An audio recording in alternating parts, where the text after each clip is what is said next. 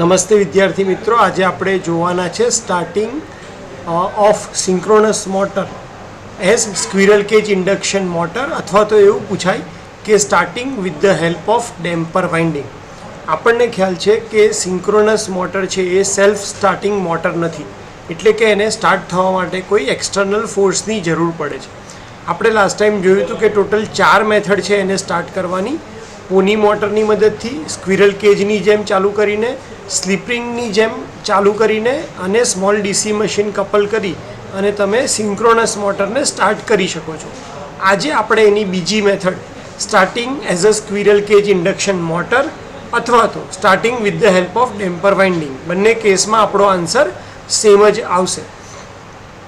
તો સૌથી પહેલાં જોઈએ કે ભાઈ ડેમ્પર વાઇન્ડિંગ કોને કહેવાય.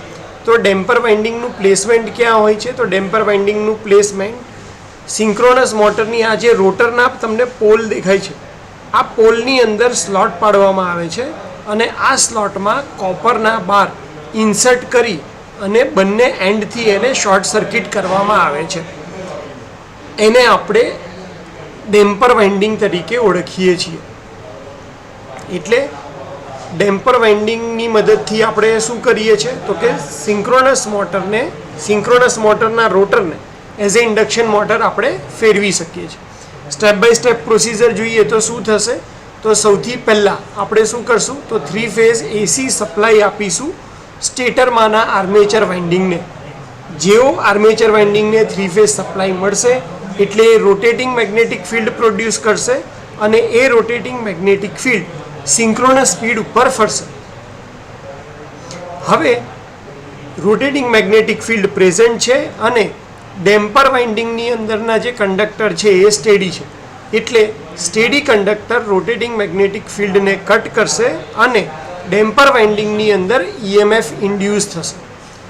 આ ડેમ્પર વાઇન્ડિંગ જે છે એ એન્ડમાં શોર્ટ સર્કિટ કરેલા છે અને એટલા માટે આ EMF ક્લોઝ સર્કિટમાં કરંટ પ્રોડ્યુસ કરશે. હવે રોટેટિંગ મેગ્નેટિક ફિલ્ડ અને કરંટ જે ડેમ્પર વાઇન્ડિંગમાં છે એના લીધે રોટર ઉપર ટોર્ક લાગુ પડશે અને આ ટોર્ક રોટરને રોટેટિંગ મેગ્નેટિક ફિલ્ડની ડાયરેક્શનમાં રોટેટ કરવાનું સ્ટાર્ટ કરશે. જેવું તમારું રોટર રોટેટિંગ મેગ્નેટિક ફિલ્ડની ડાયરેક્શનમાં ફરવાનું સ્ટાર્ટ કરશે પછી આપણે સ્લીપરિંગ થ્રુ એને ડીસી સપ્લાય આપીશું. ક્યાં? એની ફિલ્ડ વાઇન્ડિંગ ઉપર. અને એના લીધે એમાં સ્ટેડી મેગ્નેટિક ફિલ્ડ પ્રોડ્યુસ થશે, પણ રોટર ઉપર રાખેલું હોવાને લીધે એ પોતે રોટેટ થવાનું સ્ટાર્ટ કરશે. ત્યારબાદ હવે શું હશે તો રોટરનું રોટેટિંગ મેગ્નેટિક ફિલ્ડ અને સ્ટેટરનું રોટેટિંગ મેગ્નેટિક ફિલ્ડ બંને ફિલ્ડ ઓલમોસ્ટ સેમ સ્પીડે ફરતા હશે. કોઈ એક પર્ટિક્યુલર મોમેન્ટ એવી આવશે કે જ્યારે બંને મેગ્નેટિક ફિલ્ડ એકબીજા સાથે મેગ્નેટિક લોકિંગ કરી અને રોટરને સિંક્રોનસ સ્પીડે ફરવાનું ચાલુ કરી દેશે, કારણ કે રોટર એ રોટેટિંગ મેગ્નેટિક ફિલ્ડ સાથે મેગ્નેટિક લોકિંગ કન્ડિશનમાં આવ્યું છે અને રોટેટિંગ મેગ્નેટિક ફિલ્ડ એ સિંક્રોનસ સ્પીડ ઉપર ફરી રહ્યું છે. હવે રોટર પણ સિંક્રોનસ સ્પીડથી ફરી રહ્યું હોવાથી relative motion rotating magnetic field અને ડેમ્પર વાઇન્ડિંગ વચ્ચે 0 થઈ જશે. એટલે ડેમ્પર વાઇન્ડિંગનો જે EMF છે એ પણ 0 થશે અને એના લીધે પ્રોડ્યુસ થતો ટોર્ક પણ 0 થઈ જશે. એટલે ડેમ્પર વાઇન્ડિંગે એક રીતે સ્ટાર્ટિંગમાં હેલ્પ કરવાનું કામ કર્યું. એક વખત રોટર સ્ટાર્ટ થઈ ગયું પછી ડેમ્પર વાઇન્ડિંગની કોઈ જરૂરિયાત રહેતી નથી. આટલા ઉપરથી ડેમ્પર વાઇન્ડિંગની એક જરૂરિયાત ખાલી તમને કહી દઉં કે જ્યારે ઓસિલેશન થાય એટલે રોટર ઉપરથી લોડ અચાનક જ ઓછો કરી દે અથવા રોટર ઉપર અચાનક લોડ વધારી દે ત્યારે આપણને ઓસિલેશન ઓછા કરવામાં ડેમ્પર વાઇન્ડિંગ કામ લાગે છે. ડેમ્પર વાઇન્ડિંગના મેઇન 2 પર્પઝ છે. પહેલું સ્ટાર્ટિંગ ટોર્ક પ્રોવાઈડ કરવો અને બીજો જ્યારે આવું ઓસિલેશન થાય ત્યારે એને રોકવું, જેને આપણે હન્ટિંગ કહીએ છીએ. તો રેગ્યુલર કન્ડિશનની અંદર ડેમ્પર વાઇન્ડિંગ પછી કોઈ EMF ઇન્ડ્યુસ કરતી નથી. તો આના ઉપરથી આપણે એટલું કન્ક્લુડ કરી શકીએ કે ડેમ્પર વાઇન્ડિંગ જે છે એ એક્ટિવ સ્ટેટમાં ક્યારે રહેશે? ખાલી સ્ટાર્ટિંગ કન્ડિશન વખતે. અને એનાથી આપણે સિંક્રોનસ મોટરને સ્ક્વિરલ કેજ ઇન્ડક્શન મોટર તરીકે ચાલુ કરી શકીએ છીએ.